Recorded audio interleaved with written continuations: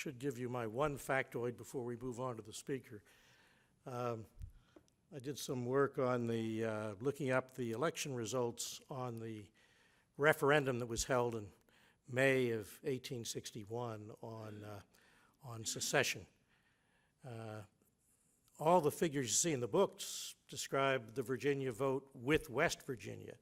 Shows you that 80% of the population voted for secession and 20% against. Most of that was obviously out in Western Virginia, which is why they left the state and became Western Virginia. So I deducted all of the counties that are no longer in Virginia and found that the vote in what is modern-day Virginia was 98% for secession. Went down county by county, city by city through the list, and I found that of all the jurisdictions that are still in Virginia, only one voted against secession. And I don't think it would surprise you to discover it was Arlington. We were mavericks then as now. We voted 2-1 against secession, and nobody else did. Now let me introduce you to Kevin Kelly and for an introduction of our speaker, and then we'll get to the main point of tonight. Kevin?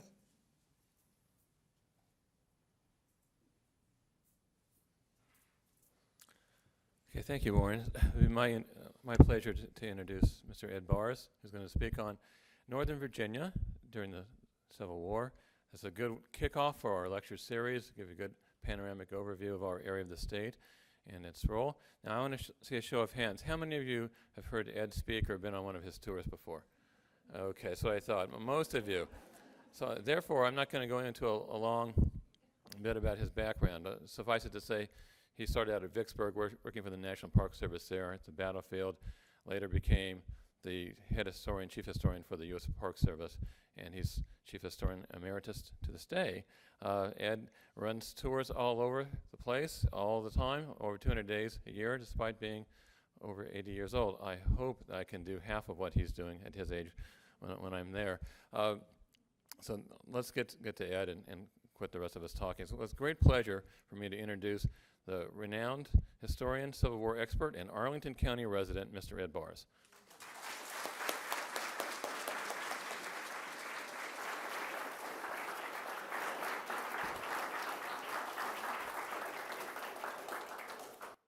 Well, it's a pleasure to be here because I happen to be around and play some minor parts at the Civil War Centennial.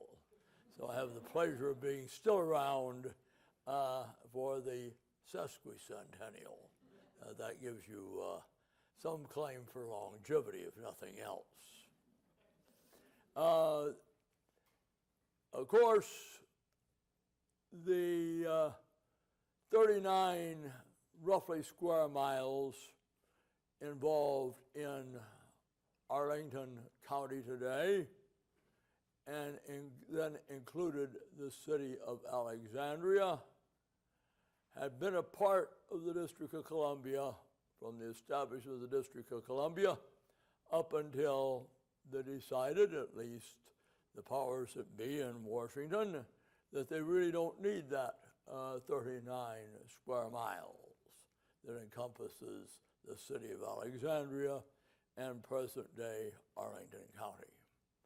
And they were separated from the District of Columbia and became a part of Alexandria, and what is now Arlington County became part of the Commonwealth of Virginia, and had been in the Commonwealth of Virginia for roughly 12 years at the time of the excitement that engulfs the nation and the state at that time. Now, of course,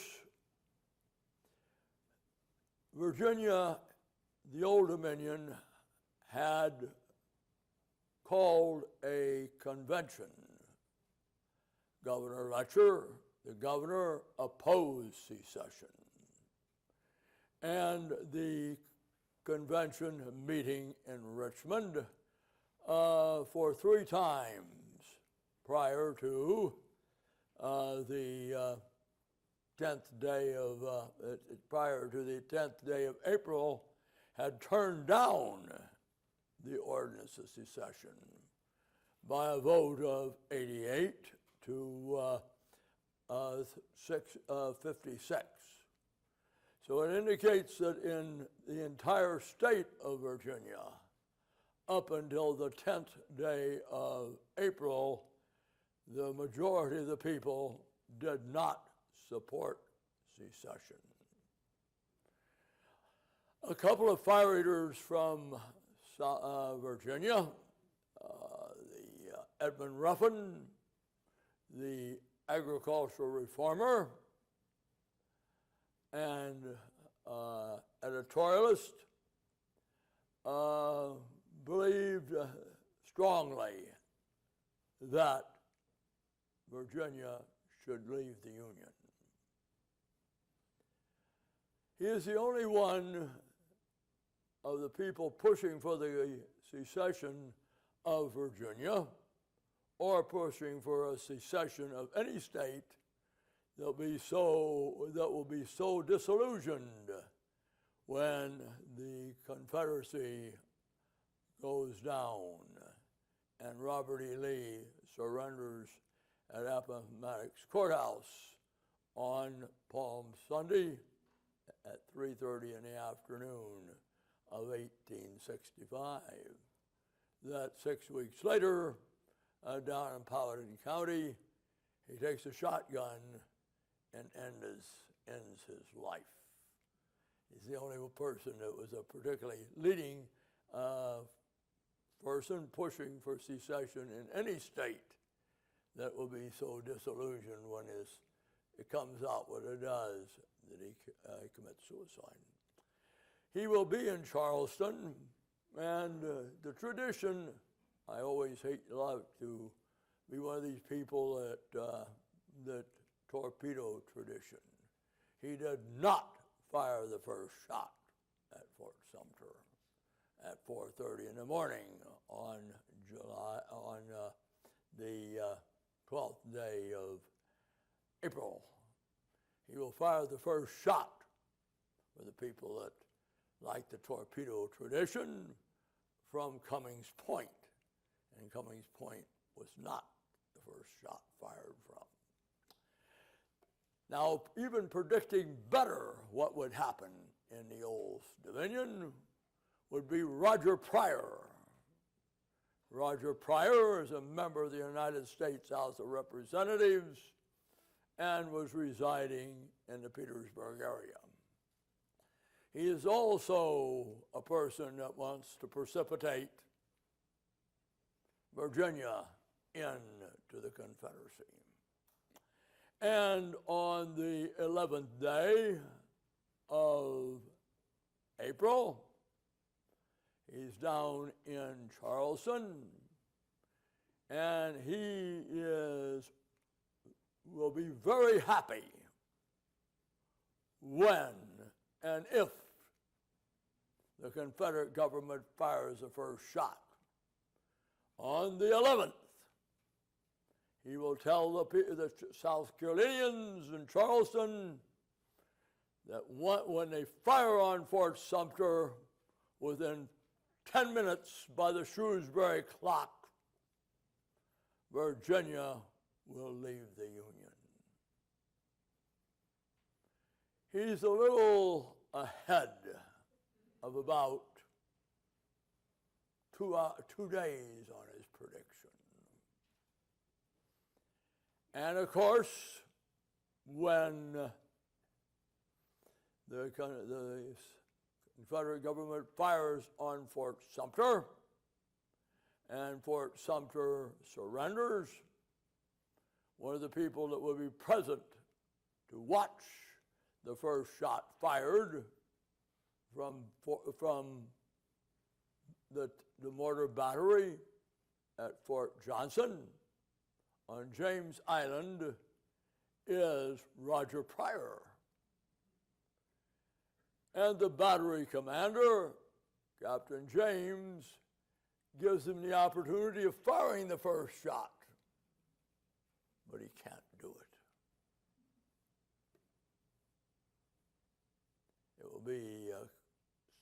Confederate lieutenant will fire the first shot. Well, Mr. Lincoln believes at that time, as well as a large number of other people, that there was not great support for secession in the state of Virginia. He's looking at the convention that on 3 occasions had already turned it down. In fact, President Lincoln was of the opinion that in any southern state except South Carolina, the majority was not in favor of secession. It was something dreamed up by the fire eaters. Lincoln, the president, will find he is wrong, however, when he calls for 75,000 militia to serve for 90 days, to put down combinations too powerful for the ordinary judicial process. Virginia's quota on it will be 2,500 men, as well as the other 8 slave states that are still in the Union. They will all be assigned a quota of that 75,000. And the convention, which had voted 3 times, 88 to in the high 50s against secession, has approximately 25 people will change their votes. And it will be about dusk on the evening of the 17th when the convention, by a vote of 88-4, which had been 3 times 88 against secession, will now be in favor, and 56 votes against secession. Then the convention will then decide that all eligible white male voters will vote to either sanction or turn down the action of the convention. And that vote is scheduled for the 23rd day of May of 1861. So right now, between that day and the 17th and the 23rd, Virginia is an independent nation.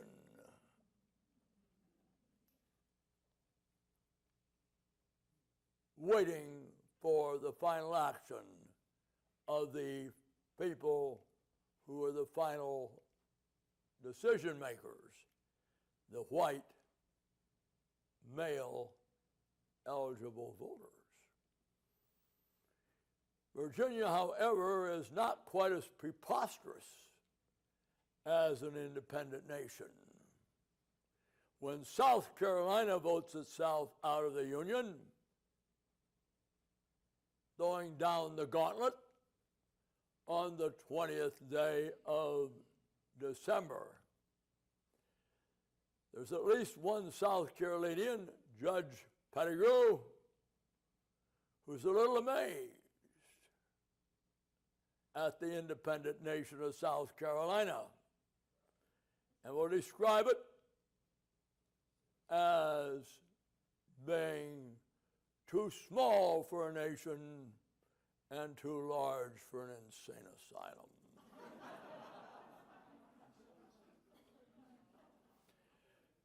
Now, the independent nation of Virginia will immediately take action hostile against the United States.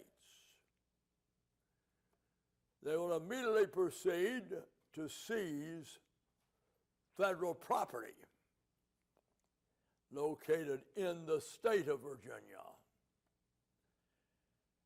And Governor Letcher will not be taking the lead. Ex-Governor Wise is calling the shots momentarily because Letcher had opposed secession up to the last moment.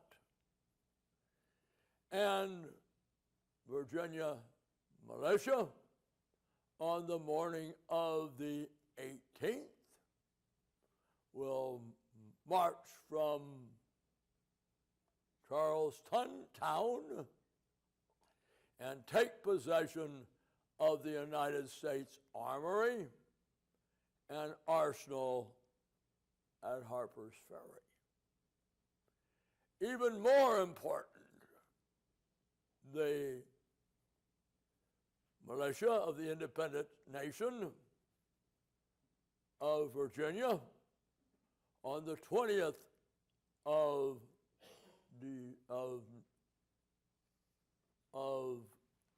April will take possession of the most important navy yard in the United States, thumbing their nose at the United States government.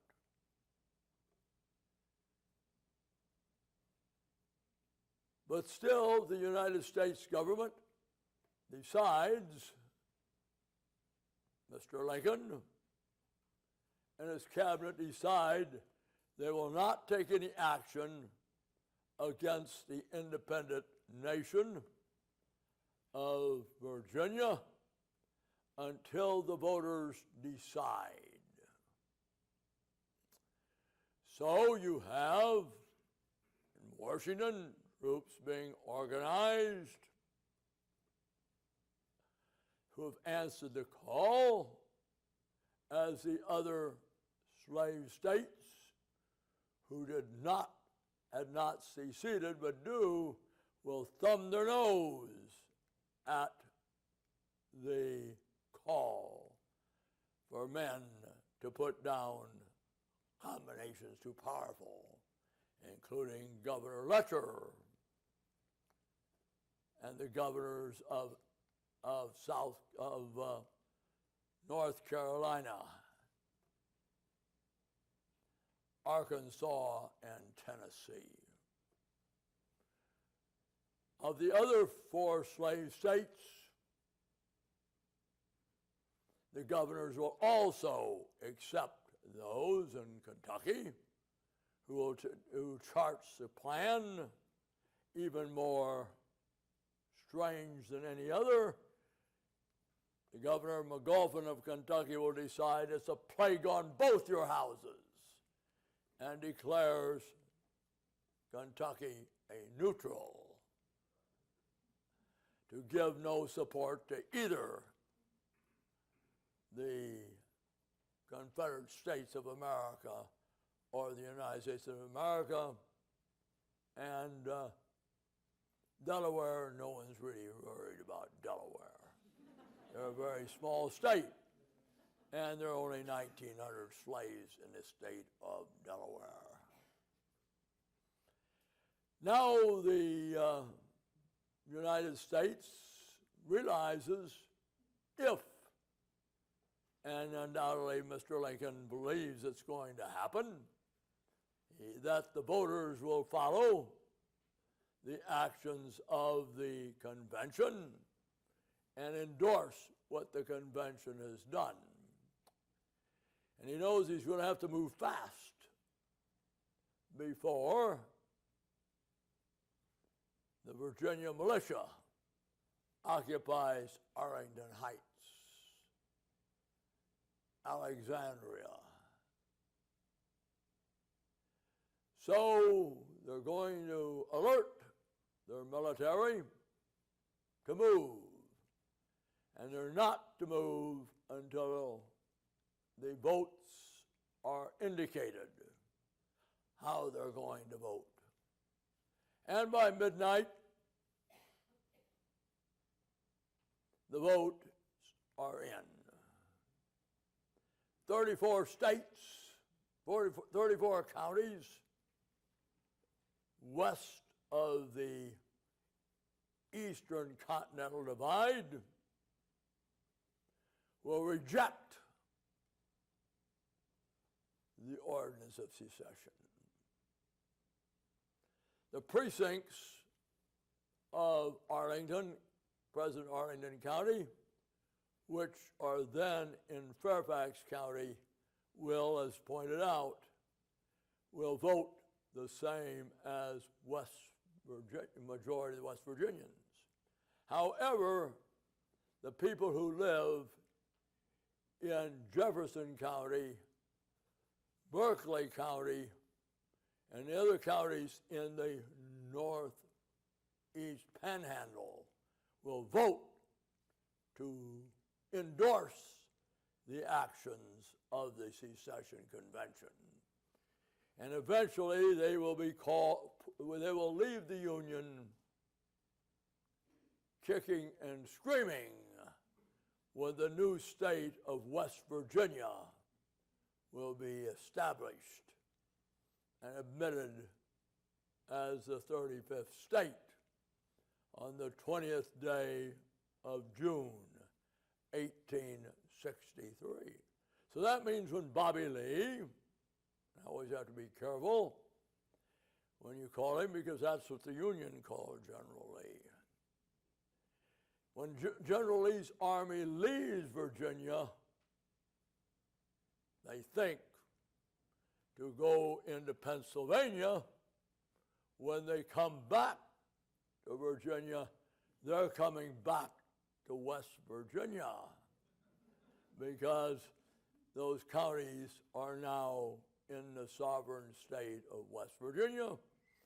And since you were part of Arlington, when Arlington County was the grandiose part of Fairfax County and Alexandria, they're going to have you could all, if you voted for the Union in the precincts where Arlington County is, you can applaud because when the sovereign state of West Virginia is admitted to the Union, the West Virginia government, of course, remains loyal to the United States. So you're going to have an interesting legal problem that's come up that won't be finally settled to 1939 when it goes to the Supreme Court. Because our Constitution says that no state can divide itself without the consent of the people.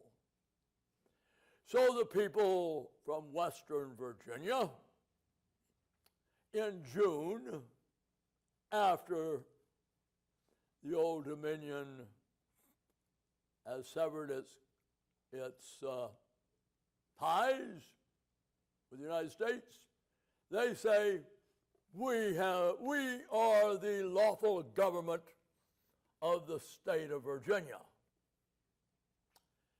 And that, of course, they will be recognized as the lawful government of the state of Virginia. So you're going to have 2 senators in the United States Senate and 4 representatives in the United States Senate voting as the government. That is how Lincoln will get around it. In his view, the state, because of the creation of those 35 counties, is the lawful government, and they can give the privilege. They can approve the government. Mr. Lincoln recognizes them. Those guys down in Richmond, they can whine, but they seceded. So they're going to see their state divided. And lawsuits will be entered, very interesting, because Virginia is going to sue after the war is over for those state properties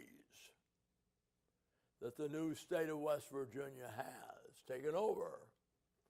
The insane asylum in West Virginia. They'll sue for control of the turnpikes, one of them being the what is now Highway 50, which is now Highway 60, and which is Highway 250. And the government and the Supreme Court decides, yes, you're going to have to pay the state of Virginia for those improvements that you've taken over. But it's going to take them a long time to pay. And they won't pay it off till 1939, what they owe the state of Virginia from creating that independent state. So what Governor Pierpont does, remember, in the Lincoln mind, and the Union is going to win, he will immediately move the government of the state of Virginia, the one that's recognized by the United States government, to Alexandria.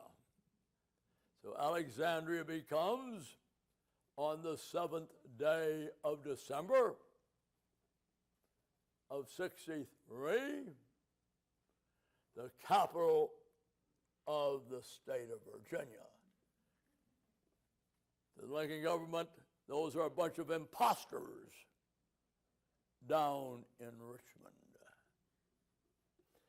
So little interesting things that come up. But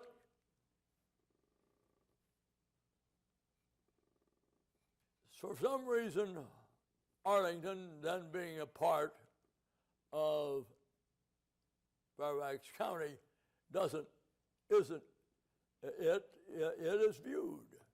Now, when from the creation of the new state of West Virginia, Fairfax County is viewed as in West Virginia. Loudoun County is viewed as in West Virginia by the United States government at that time. The 3 counties on the Delmarva Peninsula are viewed as in the state of Virginia that is being run out of Alexandria, as is the Norfolk area. Now, Governor Pierpont liked Alexandria better, because he gets to choose where the government of the state of Virginia is going to have its headquarters, because it's close to Washington, a lot closer than is Norfolk. So before that takes place, the Union are going to move. At that time, there are 3 bridges across the Potomac River connecting what is now Arlington County with the District of Columbia. There is the Long Bridge, which was there at the time of the War of 1812, and it is now known as the 14th Street Bridge. There's a chain bridge, which was the first bridge built to connect the 2 parts of the District of Columbia, the one that's over there still in the District of Columbia, and the one that is now part of Arlington County. It had been there since the 1790s. And the aqueduct is there. But the aqueduct is not a bridge at this time. It is an aqueduct that enables canal boats operating on the Chesapeake and Ohio Canal to cross the Potomac River and the Aqueduct Bridge. And then you can still see in Arlington County, if you drive down the GW Parkway, you can still see part of the ditch from the old Alexandria and canal, which discharged into the Potomac River in the northern part of Alexandria. The Union will, during the war, convert the Aqueduct Bridge into a bridge for pedestrians and traffic, as well as, so it becomes a two-story structure, one for canals, which had always been, and then for movement. So they're ready to move. Now, the Civil War is very interesting because of the personalities. Mr. Spielberg is going to make a movie, and his process of making it, using, at least for 1 year, Doris Kearns Goodman's book as his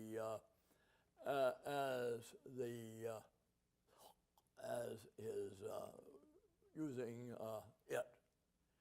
He has Lewis. He's already shooting shots, and they'll be out sometime next year. So the president is going to take action. Now, the president, if I was alive at the time of the Civil War and know what I know now, I would have written the inaugural special that will leave Springfield, Illinois at noon on the 11th day of February and arrive on the 23rd of February. That's 12 days. When President Obama was inaugurated, he only reenacted 1/2 day of the inaugural special. Otherwise, it would have taken him 12 days to get here. And anyway, they inaugurated them on the 4th day of November, 4th day of February at that time. Now, if you want to get ahead, you would ride that train. Why? You're going to get one-on-one with the president-elect. And aboard that train is Elmer Ellsworth, 27 years old. He leads a drill team, and his drill team would be more popular than the most popular rock band today. That's a different society than they have at that time. He knew Lincoln. He had worked as a clerk in the law office of Lincoln and his partner. So he's going to be on that train. And Lincoln sees him somewhat as a foster son.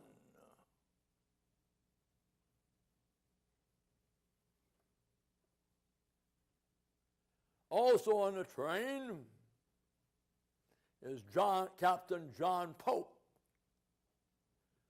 Now, Lincoln knew John's father much better than he knows John, because John's father, Judge Pope, presided on the 8th Circuit, the one that Lincoln practiced on out in Illinois. And John's going to get a nice job. And when the president picks him to command the Army of Virginia, he's going to pull up a cropper, as we all know. And he's going to probably wish I hadn't known John Pope as well as I did. He's also going to have aboard there a man that Lincoln is going to use a lot. He's not a very good general, but he is an abolitionist long before Abraham Lincoln. That's Black Dave Hunter.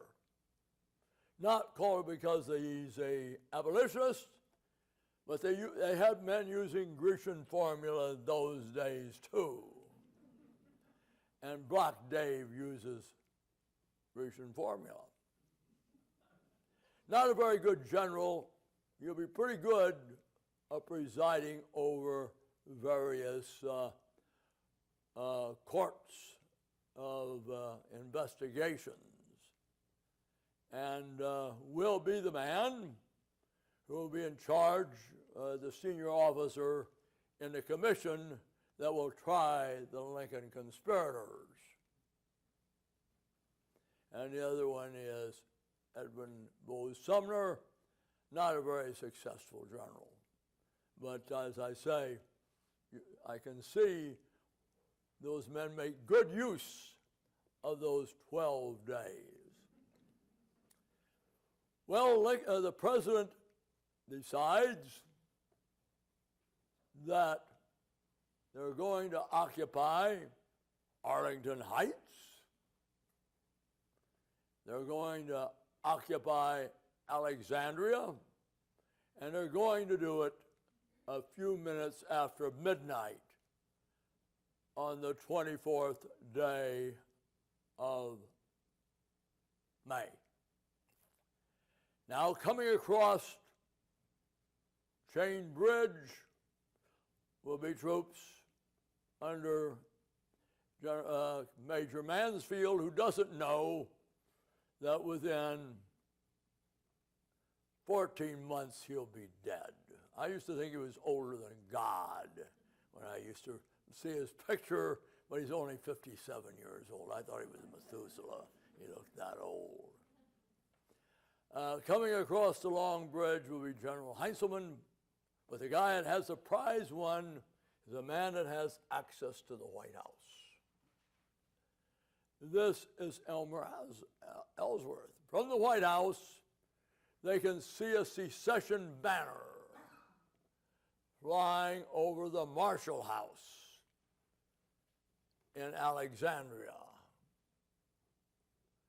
fronting on King Street and a block, 2 blocks north of Fairfax Street. Now, Lincoln would like Ellsworth's command, the 11th New York, better known as the Fire Zouaves, to land at Alexandria first. And Ellsworth would like to get that flag to give to Mary Lincoln, because Mary looks on Ellsworth as a foster child. But the Navy Department doesn't communicate well with the Army. Think what would happen today if a naval officer, knowing that Secretary Wells is not a great admirer of the United States Army, wouldn't Secretary Wells like to one-upmanship the Army and beat the Army into Alexandria? So the skipper of the gunboat Powhatan,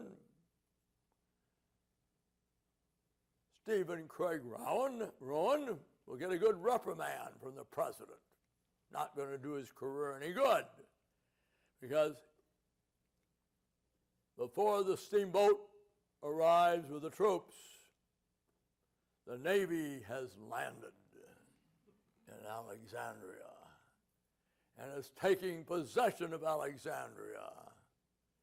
And if you have any pro-Confederates from the part of the county that are in the Confederate militia, they will be evacuating the town by rail and heading for Manassas Junction.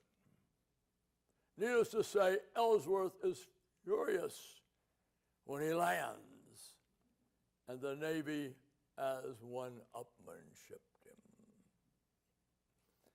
Accompanied by 3 newspaper correspondents, accompanied by a chaplain and a small detail, he heads, turns into Fairfax Street, cuts over, looks north along King Street, and he can see that secession banner. Now, the manager of the hotel is James Jackson. He's in his 30s. He's heart and soul a secessionist. And when he puts that flag, which he does before Virginia secedes, on a flagstaff from the gable window of the Marshall Hotel, or the Marshall House, he announces anybody who moves it will be doing it at the risk of his life. Well, they arrive there, go into the Marshall House, up the first flight of stairs, second flight of stairs, and on that landing, one of the doors opens into Jackson's room. Up to the third flight of stairs, into the gable, pulling in the banner, wrapping it around his shoulder, coming down the stairs with 3 newspaper correspondents looking on to chronicle it for everybody. And stepping out on the landing of that second floor is James Jackson with a double-barrel shotgun.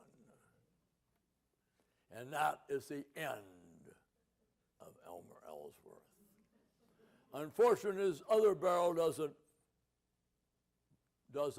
fire, and Private Brownell, who in the future will get a Medal of Honor for his actions, will skewer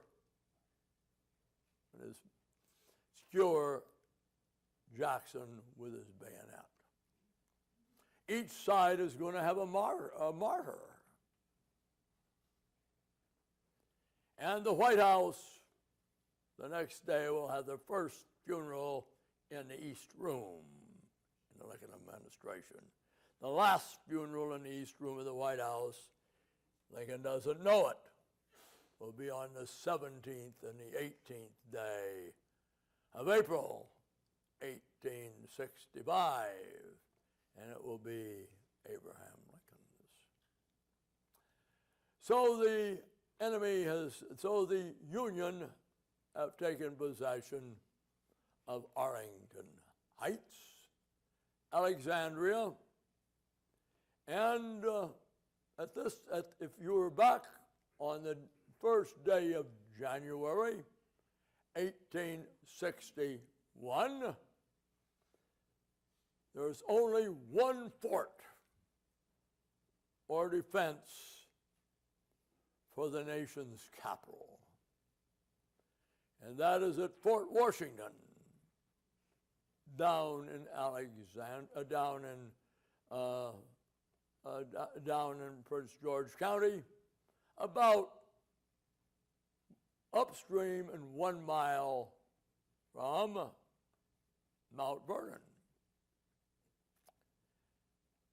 And it's ungarrisoned. It's in charge of a superannuated fort keeper and is well into his 60s.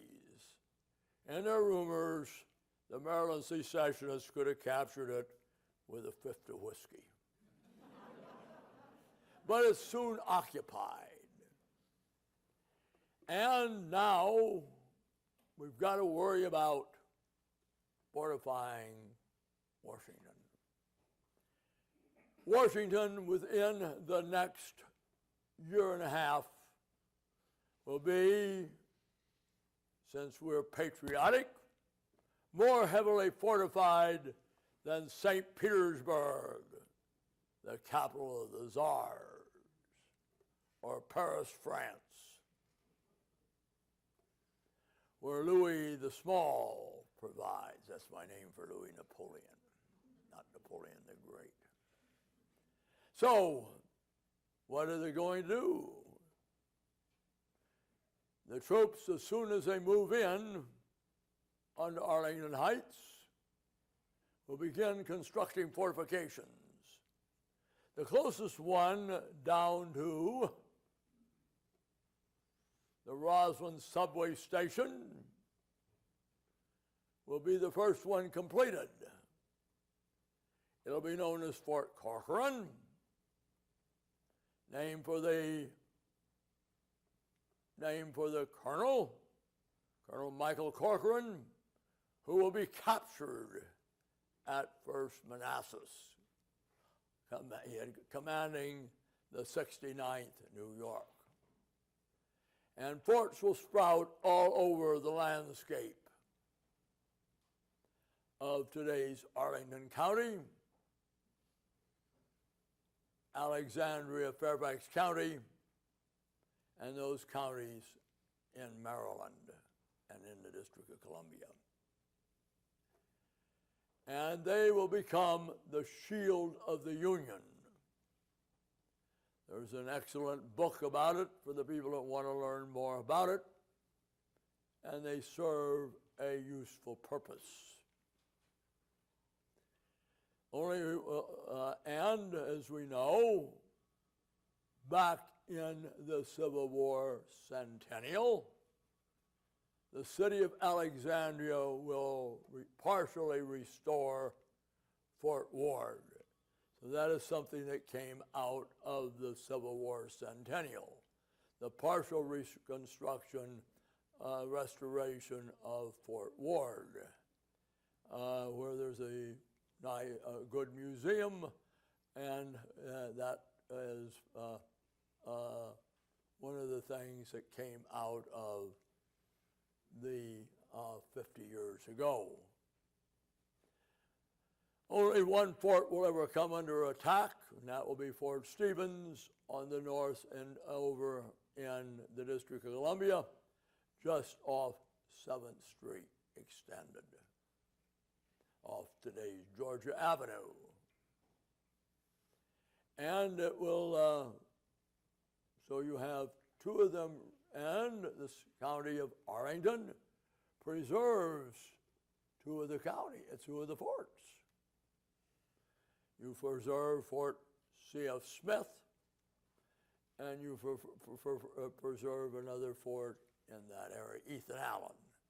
So already the county, about 10 years ago, restored and constructed visitor facilities, particularly at C.F. Smith. But as our good friend over here probably remembers, there was a terrible battle over Ethan Allen between the preservationists and the people that walked their dogs. One of the things that won it for preservation in Arlington County, most of the people that used it had Maryland tag. Right? So Arlington County was victorious if you're a preservationist by preserving Ethan Allen. So those are part of the story of the fortifications. Now you have to create an army. Now, Mr. Lincoln called for 75,000 militia. He was naive, calling for 75,000 militia to put down combinations too powerful for the judicial process, because they're all going home after 90 days. And he's going to realize before August passes that it's going to be a big war. And he's going to call for 500,000 men to serve for 3 years. And they've got to train. And they brought in George B. McClellan, a young fellow who was a good organizer, but a man who Lincoln will finally find out good at organizing, good at holding parades, but he doesn't like to lead troops into battle. And that's why you've created the mighty Army of the Potomac, to win battles. Well, so you're going to have training camps springing up in Arlington County. One of the largest ones is located near the Arlington Hospital, just off George Mason Drive and very close to Highway 29, where troops will be organized and trained. Among the ones that will be trained there will be ones that will go off and win great battles. Now you're going to have, Bailey's Crossroads is right on the border between Arlington County and Fairfax County. It is, and there you're going to have two great parades that are going to march out Columbia Road. The biggest one that they'll have under McClellan will be on the 11th day of November. 50,000 troops. I've lived in the Washington area for a long time.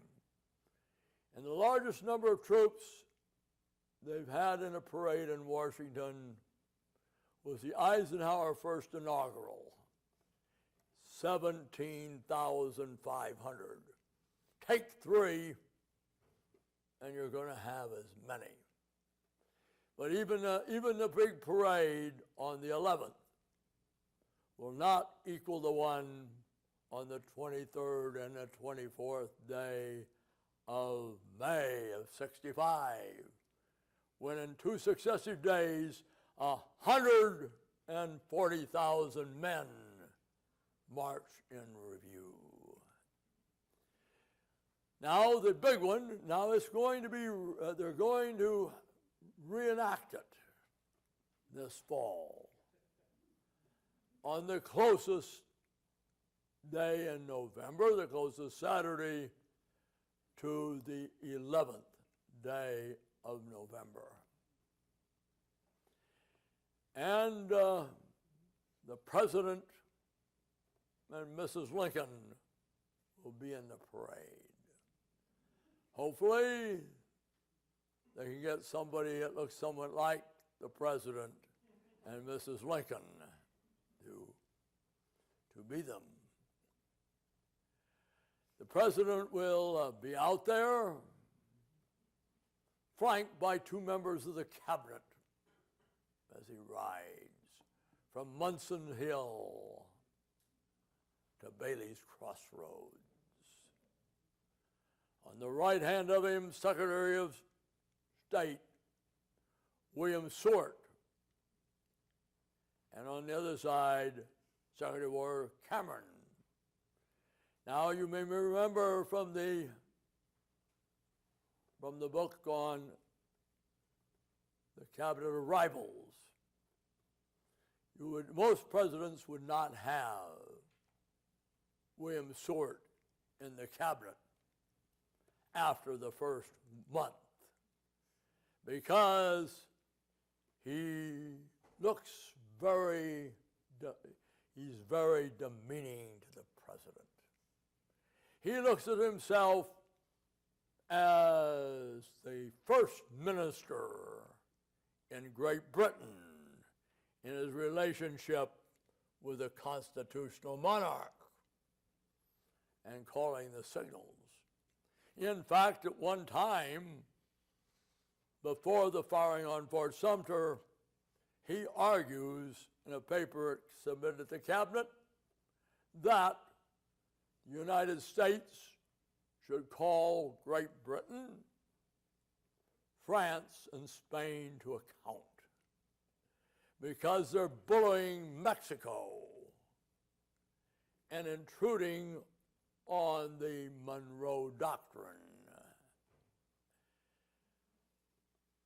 And on the belief that the Southerners will come rushing back and embrace the government and turn on Britain, France, and Spain.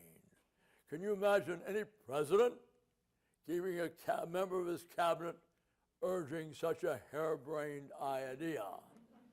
But Lincoln is a great leader, and he knows that the different people have their strengths and weaknesses. And anyway, Cameron is soon going to be gone. How do you get rid of Secretary of War?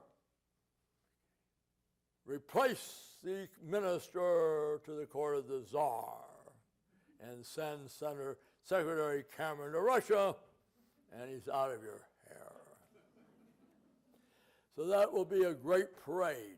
Now, on the 18th, there's even a more important one. And that is when not 50,000 people, troops, but also a large number will march out there.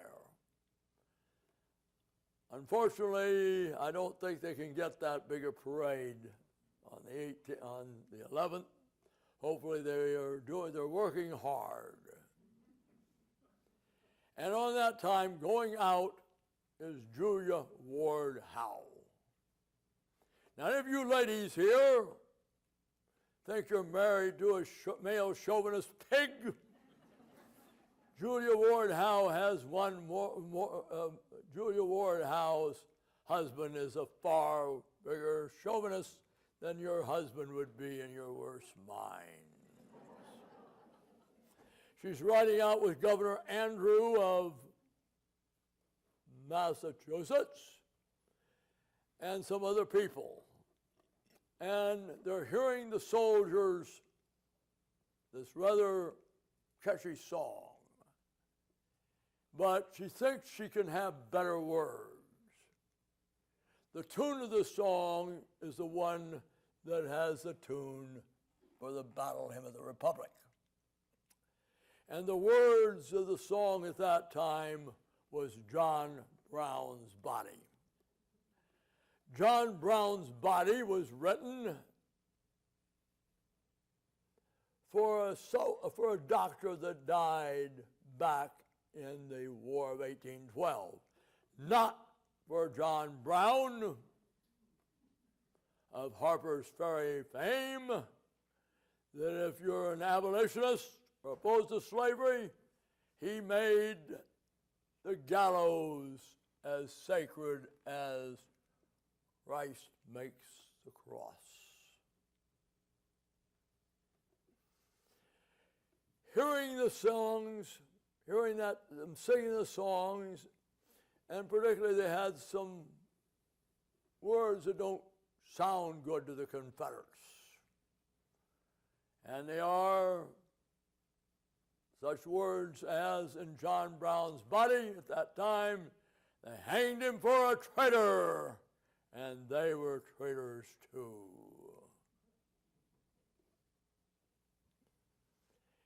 So hearing that song, she will go back to the Willards Hotel that night and has trouble sleeping. and decides she can do better. So she will compose by the next morning to play to the tune of John Brown's Body, the Battle Hymn of the Republic. Coming into Arlington County, what is now Arlington County, besides the soldiers parading, the soldiers drilling, the soldiers organizing, will be large numbers of freedmen. Almost immediately, the government is confronted with a problem, the United States government. You have over on the one side the abolitionist that looks at a war as a crusade. On the other side, you have the one who see the secession as illegal. So down in Fort Monroe, on the 27th day of May, in command down there is a guy that isn't a very good general, but he's a damn good lawyer. He's not very handsome. That is Benjamin Franklin Butler. And arriving at Fort Monroe are three slaves. They have fled from their master, a man named Mallory, and are seeking shelter and kindness at Fort Monroe. Butler begins to think. They're demanding the return of the three, the sheriff is, the Lord High Sheriff, because, according, Mr. Lincoln has said, secession is illegal. And they have writs sworn out to enforce the fugitive slave law. So according to the fugitive slave law, Butler is supposed to return the three slaves to their owner, to the sheriff.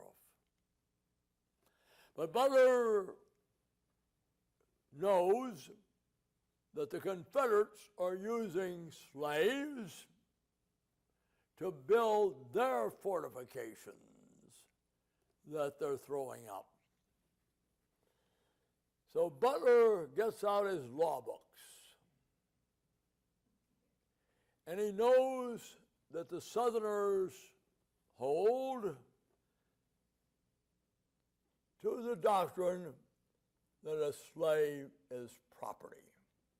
In fact, he's described, or she is described in the Constitution as property. They never use the word slave. It's done by innuendo as property. So in war, you're able to seize weapons, you're able to seize property, ammunition, rifles, that give aid and comfort to the enemy. So Butler will tell the sheriff, these men are contraband of war. They're working on the forts. They're giving aid and comfort to the enemy. Therefore, being property, I do not have to return them. The president doesn't know really how to finesse this when it reaches him in Washington. They're going to have a cabinet meeting and discuss it. They can't come to a decision. Butler says, I have to hear it. But other people have heard it. Other blocks are coming in. And Fort Monroe, as soon Arlington County will become a place of freedom for blocks. So it's decided by this euphemism that blocks are contraband. The blocks even begin to kind of call themselves like it a contraband, because that means they go to Fort Monroe, an island of freedom, and they come in where they're working here on the forts. And they're going to decide, using Butler's legal mind, that they will not be returned to their owner. And they will work to support the United States on building fortifications, roads, etc., and they will receive first food and comfort and then money. This is before the Emancipation Proclamation was done. So you're going to have these freedmen villages, and there's going to be a very, very large one established on the Arlington estate of 1,100 acres. Now, Robert E. Lee, when he resigned his commission in the United States Army, on the morning of the 20th, he will leave Arlington, leaving his wife and daughters, and head down to Richmond, where he becomes General-in-Chief of the state of Virginia's Army and Navy. Because Virginia does not become a part of the Confederacy until the 26th day of May. And the Congress will pass a bill levying a direct tax on those people who have fled to the South. So the tax on the Arlington estate of 1,100 acres will be $92.50. And Mrs. Lee will get her cousin, Lee Fendel, to go pay the tax.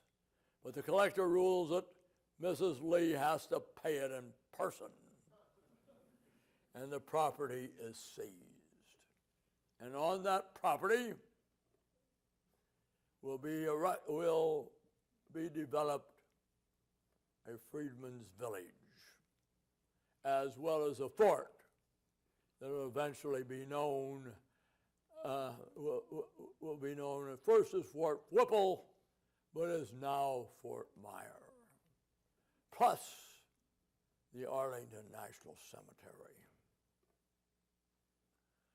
All these important things are with us that happened in the Civil War. And again, I was proud to see the man introduced me. We do not celebrate it, we commemorate it.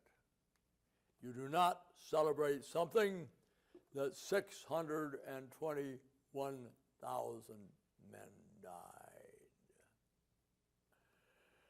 So there's good reasons to look back and realize what important part what is now in Arlington County played in the Civil War. balloon ascensions,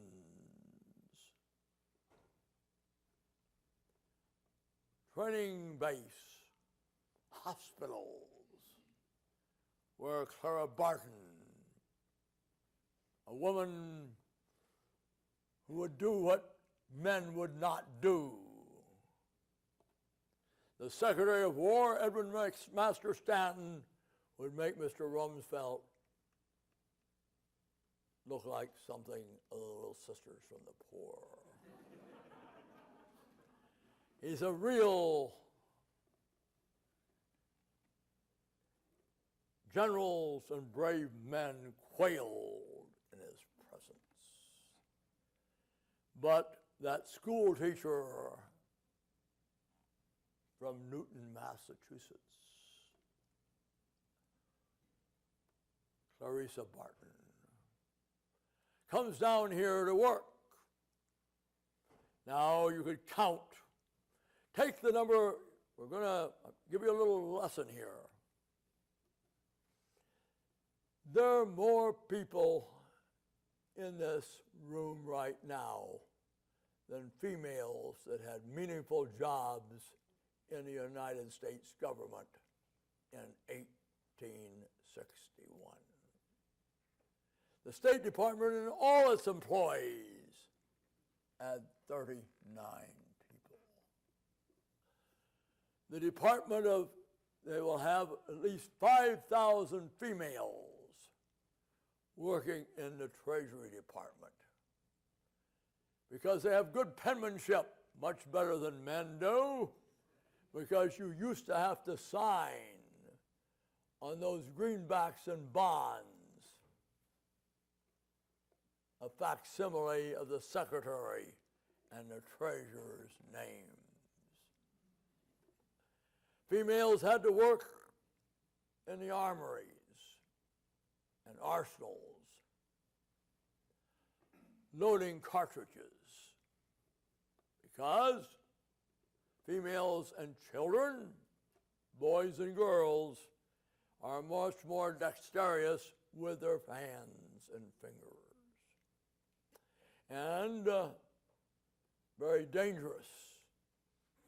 And there's an explosion at the Washington Arsenal, and undoubtedly some of the women working from Arlington County were killed in that explosion, and today are buried in Congressional Cemetery.